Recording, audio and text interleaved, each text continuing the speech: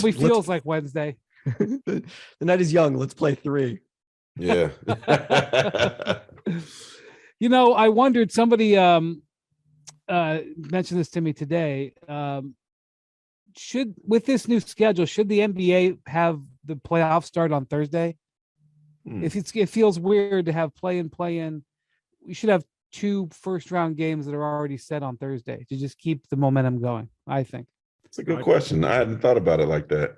I want that night off because the Monday they take off is annually the WNBA draft. So I've got that occupying that night. Thursday is like the one fully guaranteed night off for me. And I think from a TV standpoint, they like it to start on the weekend, I guess, for some reason, Saturday and Sunday. I mean, not that baseball is really anything you're paying attention to at this point, right? For sure.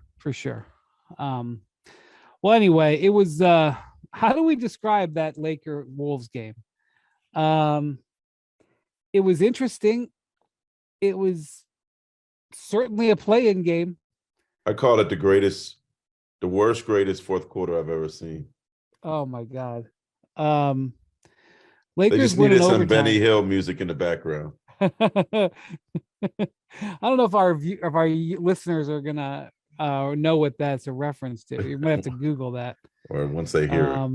Yakety sax, right? Isn't that what they the music is called? Jackson, do you know what Benny Hill is? I do not. Oh, you're lying. Are you serious? I'm serious. I mean, I'm not surprised. Do you know what yakety sax is? I do not. All right. Pelton, do you know? Yes, I know about it. All right. Anyway, it's not a compliment. No. The Lakers win an OT. There's so much to say about how awful that game was. So many terrible things happened. Calling it a win is, I don't even know if you can call the Lakers winning it, but look, they did. I mean, the thing about it was all the guys that they traded for weren't in the game.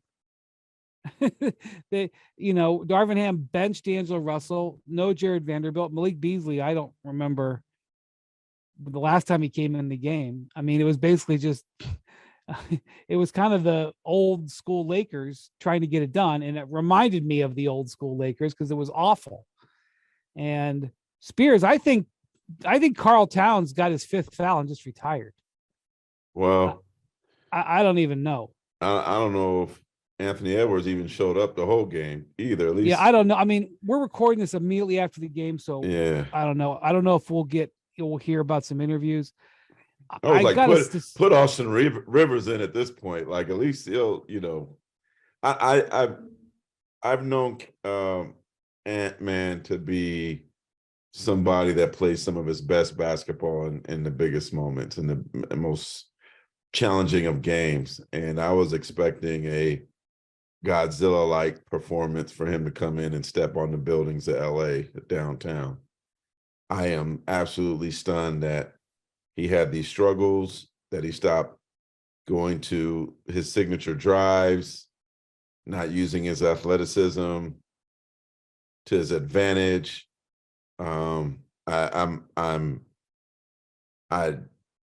As you could tell, I'm just very stunned that he didn't have just a decent game, let alone such a. Well, I don't know if his shoulder, how bad his shoulder was bothering him. Yeah.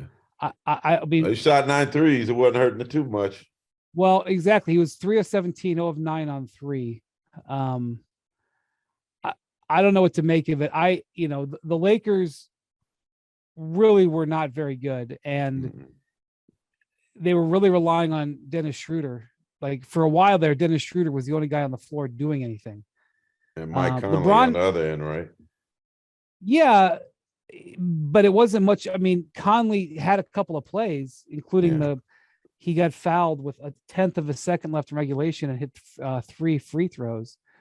But part of it was like there was literally nobody else doing anything. And I mean, I'm going to circle Karl Towns because Towns' playoff history. I mean, to me, this is postseason. The regular season is over. This is postseason. People can say whatever they want. His playoff history is scattered, to say the least. He's got a couple of impressive performances, and he's got a couple of performances that he, are not commiserate of what they need from him. He took in the entire fourth quarter, and I realized he was playing with foul trouble, but in the entire fourth quarter, he took 2 shots, and there was repeated times where he had matchup advantages, where he had Austin Reeves on him or Schroeder on him, and he just gave the ball up. I just like he just wasn't looking for it. And when he did, the couple of times he did shoot it, he just sort of faded away. He did not take a shot in overtime. He had a what do you call 5 trillions? Pelton, quadrillion. He had a quadrillion overtime. He played 5 minutes, nothing, no shot, no rebound, no foul, no turnover, no nothing. He did nothing in overtime. And in the fourth quarter, he took 2 shots and had 1 rebound. So, look, you can blame Rudy Gobert. You can blame Jaden McDaniels. You can question Anthony Edwards. You can say a lot of stuff. You can say that the officials, there were some fouls, I thought, in the second half that the Lakers got. There was one play where Anthony Davis, when LeBron threw that dying quail lob in there late in the fourth quarter, and it looked like he kind of mauled Towns to get position to score. I mean, you can say all that. I agree with all of it. It's fine. Lakers got calls, whatever. Unacceptable for your $200 million player in that situation to be a zero down the stretch of that game. And there's a lot you can take away from this, but and he had a great start. Yeah. He had a great start. Yeah. But should we, does Mike Conley well, I mean, that deserve counts, some but blame for, I mean, that's why Mike is there, right? To take control of the game, to make sure the guys get the ball where they need to go, to kind of be the conductor. And, I think Mike, probably looking back, would probably say, yeah, I probably should have got Cat the ball where he needed to get to be successful, or pushed him to be successful. Like, their whole team was just bad. I even think the coaching was bad at some point. Their Timberwolves do have a couple guys that could score on the bench. Like, just take Edwards out and put somebody else in, give somebody else a chance. And it was tough because he was such a factor at the defensive end of the court, which, to his credit, he was bringing it at that end, whatever he was going through. But yeah, I mean, the final 11 minutes of fourth quarter and overtime, according to Alan Horton, their radio broadcaster, Wolves 2 of 16, 8 turnovers. And one thing that stood out to me, like, there's a lot of conventional wisdom about, the importance of getting close to the hoop that doesn't bear out statistically. But one thing that does bear out is in the fourth quarter, in late game situations, 3-point percentages go way down as compared to the rest of the game, whether it's fatigue or whatever it is that sets in. And we saw that with the Timberwolves, where, they built this lead on the strength of starting 16 of 32 from 3. And then in the fourth quarter, those all dried up. And in the last 8 minutes of regulation, it's changed a little bit in overtime. Last 8 minutes of regulation, they did not take a shot closer than 22 feet to the basket. Oh Whoa. my God. I'm not questioning that because it felt like it. I'm sorry, technically it was a tip in. That was the one thing. So they didn't take their first shot ever. And closer. Edwards' layup was in overtime. Yep. Yeah, he had that dunk in transition. Oh my God. The fouls then do we beat up the coach? Like who? There's a lot of blame to point around here. Does A-Rod get some of this too? Like, it's just like, you know what? And if you look at how the Timberwolves played in the playoffs last year, and I've talked to Ant-Man about this, like they were kicking themselves about losing that series to Memphis. Like they really felt like they should have won that series, and it was the same stuff. Late games just falling apart, lack of poise, bad offense. It seems like this is the same thing we saw from them in the playoffs. Other than the playing game that they did win when Patrick Beverly, celebrated. Playing Pat, as they call him. He gets to be in the play-in again Wednesday night. The fouls were 21-3 in the fourth quarter in overtime. Wolves over Lakers. Now let me just say, well, the Wolves Lakers were aggressive too, right? Wolves were fouling. They were fouling. There were definitely some calls that favored the Lakers, no question about it. The Wolves were fouling though. And that was, but I'm sure that there's going to be frustration on the Wolves fans, but you can't run offense like that. You just can't do it. And I don't know. I don't know what to make of this. If you're the Grizzlies, you got to feel like, no, that's not the end of the world. This is good. They've exhausted themselves, but they got 5 days now, though. I know they don't play the next Sunday. They got was it 5 or 6 days? 5 days. Yeah. They'll be rested. The Lakers, got a break in that they don't play till Sunday. The other, the Eastern Conference 7 seed plays Saturday, which is the Hawks. So, I don't know. I'm just a little disjointed from that, Pelton. I do think that the Wolves had a good game plan. They really played a lot of heavy body movement and ball movement. They knew that they were going to have to get up a lot of threes. They did. They were successful in that. But this happens often in the postseason. The game devolves into a one-on-one game, an ISO game, and that just was exactly what they did not need. Yeah, and I think there was also an element of protecting the lead that they had throughout this game. At some point, you often see that. You sort of said that you kind of stipulated at the start the absence of Rudy Gobert. I mean, I feel like we should drill down on that because in a game that goes to overtime, and that they end up losing, Karl Towns was a plus 18 when he was on the court. The Timberwolves were plus 18. This game was lost primarily during the period where he was out of the game in foul trouble. And they started out trying Nathan Knight, who they had played as their backup center in game 82 against the Pelicans when they won, with Gobert missing the entire second half of that game. And that quickly proved not to work.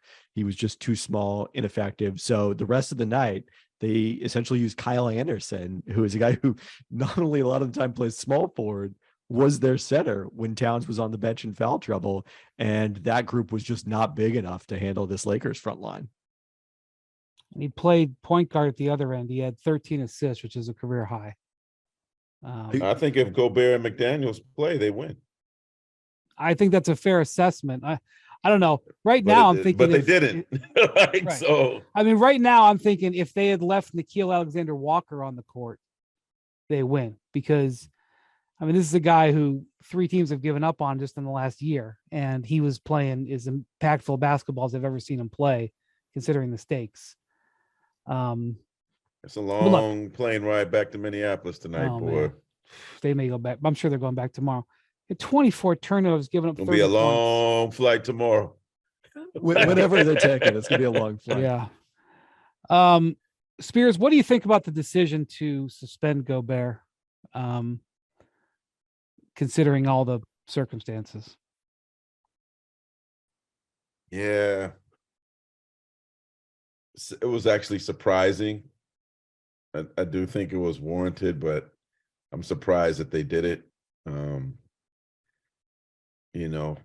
There have been other teams that have had issues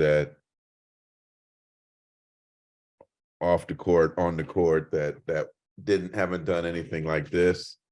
I think you could mention the Draymond Green thing, but that was during the preseason, and there weren't any games being played. But he did miss like 5 or 6 days, right? So, I mean, I actually don't. They didn't want to suspend him for ring night, and so he took like a leave of absence, and who knows what they fined him. But yeah. I mean, I understand. You just can't do that, right? You can't, and I knowing Rudy the way I know Rudy, I know right now he's probably feeling awful. Yeah. For a lot of reasons. Seeing that game, seeing the impact that he could have had, I'm sure defensively on the boards. Because I think at the beginning of the game, there were probably a lot of people saying, "Oh, look, they play better without Rudy. They're playing, they play great without him." But it'll be interesting to see how he responds Friday, assuming that he is playing Friday. But that's like something that he'll never forget the rest of his life. The Lakers, especially if they get eliminated on Friday, and I do think that the Pelicans feel like if they win, that they are confident that obviously they did lose to them a couple of days ago, but that they could beat the Timberwolves. The Lakers had 8 more offensive rebounds and 11 more second chance points. So that doesn't happen with Rudy there. I assume LeBron was their best offensive player. He scored 30. And the last time they played, what did he shoot though?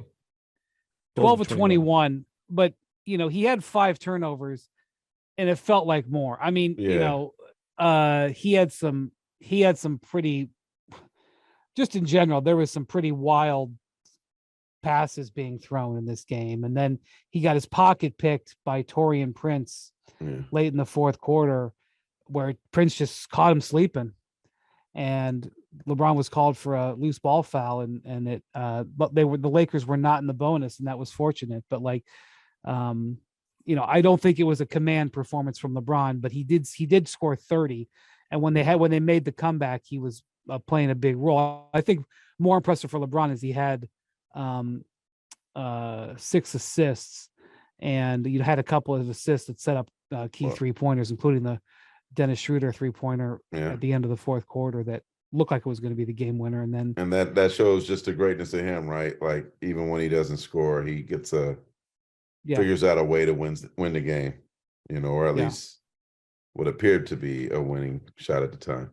And I mean, AD showed up. He had 24, 15, and 3 blocks, 4 assists. I mean, he was a factor. And then, at the end of the game, or not so much at the end, but several times when the game was just absolutely in the muck and nothing could happen, he just muscled in a basket. And I'm sure the Wolves fans were screaming that he was committing offensive fouls, which he might have been. But you know what, Brian, too? We got to give the Lakers credit for clawing back. How many were they behind? 15.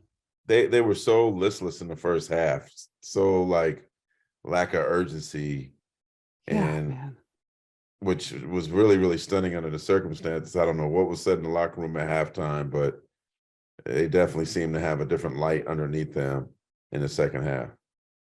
Well, we're in they came out more aggressive season. So one of the things that's fascinating about playoff games, especially play-in playoff games where it's, these games weren't one and done, but they kind of felt like one and done tonight.